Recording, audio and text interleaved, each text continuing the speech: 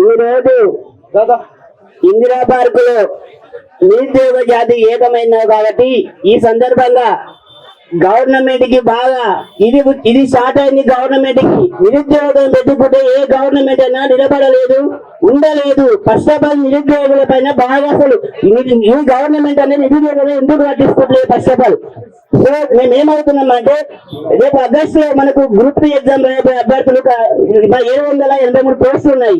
ఈ 783 పోస్టులు అసలు ఎందుకు పెంచలేదు గవర్నమెంట్? జాబ్ క్యాలెండర్ అంటుంది.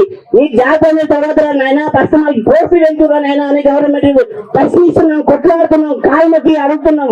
అయినా కానీ ఇంత సేవలేదు గవర్నమెంట్ కు. సో నేను ఏమంటున్నా, నిరుద్యోగుల పరంగా ఎవరైతే నిరుద్యోగ జాతి ప్రతి ఒక్క అభ్యర్థులు టీజీపీఎస్ లో అప్లై చేసిన ప్రతి ఒక్క విద్యార్థులు ఖచ్చితంగా ఇందిరా పార్క్ కు ఈ విధంగా భారీ ఎత్తున తరలి వచ్చినందుకు వారికి పాదాభివందనాలు తెలియజేస్తున్నాను. అదే విధంగా సోషల్ మీడియాలో కానీ వాట్సాప్ గ్రూప్ లో కానీ ఉద్యోగం కానీ ఈ నిరుద్యోగులు ఖచ్చితంగా ఏకమయ్యి ఈ ఇందిరా పార్క్ కు వచ్చి ఇంత భారీ ఎత్తున యుద్ధానికి తరలి వచ్చిన వారికి ప్రతి ఒక్కరికి ధన్యవాదాలు తెలియజేస్తున్నాను. అదే విధంగా నేను మీ అందరికీ సోషల్ మీడియా ఎవరున్నా సరే కానీ నాది మహబూబ్ నగర్ జిల్లా రేవంత్ రెడ్డి ఫస్ట్ జెడ్పీటీసీగా ఎన్నికైంది మిర్జిల్ మండల్. మా మండలికి వెళ్ళే రేవంత్ రెడ్డి జెడ్పీటీసీ రాజకీయం అనేది ప్రస్తావన స్టార్ట్ అయింది. ఫస్ట్ ఆఫ్ ఆల్ ఆ మిర్జిల్ మండలికి వెళ్ళి మాట్లాడుతున్నాను. నేను మహబూబ్ నగర్ జిల్లా మాది.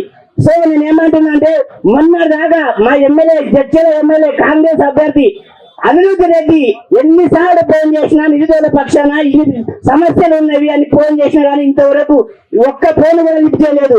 అదే విధంగా మా డిప్యూటీ సీఎం బట్టి విక్రమార్క కూడా అసెంబ్లీలో మాట్లాడి పోస్టు ఖచ్చితంగా పెంచాలని బీఆర్ఎస్ గవర్నమెంట్ ఎంతో ఫైట్ చేసిందో ఈ రోజు ఆ ఫైట్ ఎక్కడ పోయింది, కాంగ్రెస్ నాయకులకు ఎక్కడ పోయింది? అదే విధంగా డిప్యూటీ సీఎం కానీ మన అదేవిధంగా బలమూరు వెంకట కానీ ఈ రియాజ్ సార్ కానీ మీ కాంగ్రెస్ పార్టీ కార్యకర్తలు ఎవరైనా సరే అదే రీసెంట్ గా నల్గొండ ఖమ్మం వరంగల్లో గెలిచిన గ్రాడ్యుయేట్ ఎన్నికల్లో గెలిచిన తీర్మార్ మల్లన్న ఎక్కడ దాక్కున్నాడు పోయి అదే బలమూరు వెంకట ఈ రోజు ఇందిరా పార్క్ రానికే ధైర్యం లేదా? బలమూరు వెంకటకి తీర్మార్ మల్లన్న ఎక్కడ పోయింది? ఫస్ట్ ఆఫ్ ఆల్ అదే విధంగా డిప్యూటీ సీఎం బట్టి విక్రమార్క నేను ఎన్నిసార్లు కాల్ చేసిన డిప్యూటీ సీఎం కి లైవ్ లో చూపిస్తా. ఈ రోజు కూడా డిప్యూటీ సీఎం మా సమస్యలు ఉన్నాయని డిప్యూటీ సీఎం కానీ ఒక ఎమ్మెల్యే కానీ ఒక రాజకీయ నాయకులు ఎవరైనా సరే నిరుద్యోగ పక్షం ఇన్ని సమస్యలు ఉన్నాయని ఒక్కరు కూడా స్పందించే ఫోన్లు చేస్తారు. ఇంత దారుణంగా తయారైంది అసలు నిరుద్యోగులు. రేపు కూడా ఖచ్చితంగా మీరు ఒకటి ఆలోచించాలి. స్థానిక సంస్థల ఎన్నికలు ఉన్నాయి, అదే విధంగా ఎంపీటీసీ జెడ్పీటీసీ ఈ ఎన్నికలు ఉన్నాయి. ఖచ్చితంగా రాజకీయ నాయకులను ఎవరు నమ్మద్దు. నిరుద్యోగ మాత్రం ఖచ్చితంగా ఏకం కావాలి. గ్రామాల మండల డిస్ట్రిక్ట్ వల్ల ఖచ్చితంగా ఏకం అయ్యి మా నిరుద్యోగ హక్కులను సాధించుకోవాలి. ఫస్ట్ ఆఫ్ ఆల్ ఒకటి మీ అందరి ఇందిరా పార్క్ నుంచి బట్టి విక్రమార్కకు నేను ఒకటి లైవ్ చూపిస్తా. ఇప్పుడు మీ కళ్ళ ముందు చూపిస్తా. బట్టి విక్రమార్క ఖచ్చితంగా నిరుద్యోగ పక్షాన కొట్లాడతాడా, మాట్లాడతాడా, అది ఎక్స్ప్లెయిన్ అవుతాడా, అసలు ఏంది అనేది మీకు పట్టగా మీకు లైవ్ చూపిస్తా. బట్టి విక్రమార్క లైవ్ మీ ముందునే కాల్ చేసి ఫోన్ చేస్తాడా బట్టి విక్రమార్క? ఇది ఒక్కటి ఆలోచించాలి. ఇంత దారుణంగా తయారయ్యారు రాజకీయ నాయకులు. మా నిరుద్యోగులు ఎన్ని రోజులు ఆడుకుంటారు? అసలు ఈ మా నిరుద్యోగులు ఆడేదో మీకు అర్థం కాదా? మీకు సోయి రాదా? నిరుద్యోగులు అంటే చులకనా? ఫస్ట్ ఆఫ్ ఆల్ ఒక్క నిమిషం, ఒక 2 minutes అండి.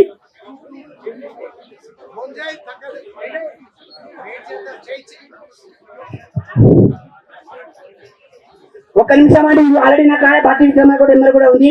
డిప్యూటీ సీఎం నేను లైవ్ లా డిప్యూటీ సీఎం కూడా లైవ్ లో కాల్ చేస్తే కూడా స్పీకర్ పెడతాను నేను మీ ముందు.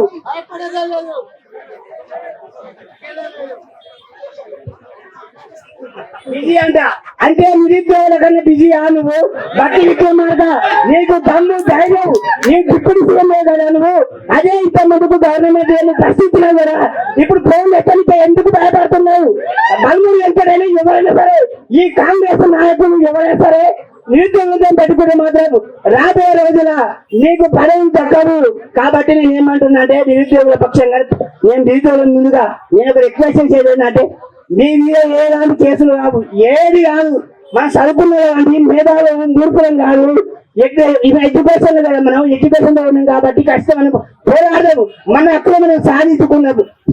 ఇంకా ముందు ముందు ప్రోగ్రామ్ పోయినా కానీ ఖచ్చితంగా నిరుద్యోగం వెళ్ళి ఖచ్చితంగా ముందుకు వచ్చి కళని వచ్చి నా సమస్య, నా ఒక్క సమస్య కానీ మన అందరి సమస్యల తెలంగాణలో 33 జిల్లాలు ఉన్నాయి. ఈ 33 జిల్లాలో కలిసి ఖచ్చితంగా ప్రతి ఒక్క నిరుద్యోగులు నుంచి లైఫ్ నుంచి బయట ఎందుకు భయపడతారండి? మీరు ఎందుకు భయపడతారు?